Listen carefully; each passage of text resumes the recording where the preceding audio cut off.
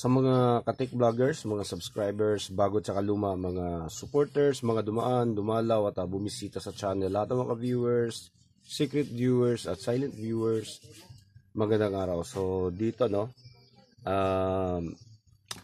meron tayong GMA for the box. So ang problema nito ay walang power at napakasimple lang naman kasi yung mga ganitong problema, lalo na kapag hindi pa nabuksan. So nagpalit lang tayo nito. Ayan siya. Itong dalawang kapasitor ito, umalsa na to. Umalsa to galing sa baba. Tapos ito naman nag-bloated yung dito.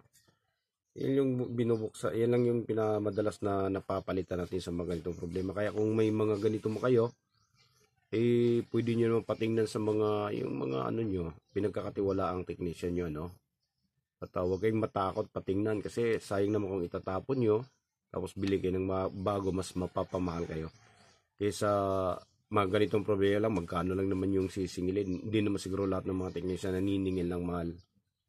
Yan, so ito lang yung pinapalitan natin. Ayan siya. Yung mapapansin nyo,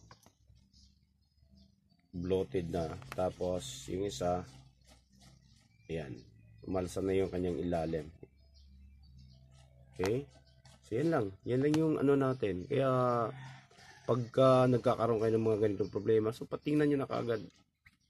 Yan, meron naman siguro mga ibang technician na hindi naniningil ng check-up charge, So kung meron mang iba at mura lang, so pwede na rin. Ayan, so try natin para makita nyo.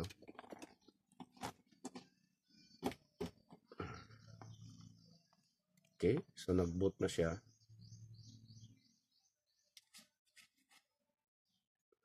Ayan.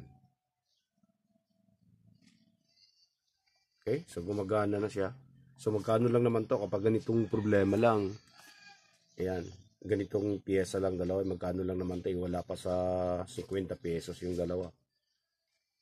Okay, so pagka mga ganong bagay, huwag kayong mag-atubiling ipacheck, patingnan, baka maagapan pa kaysa gumastos kayo ng malaki.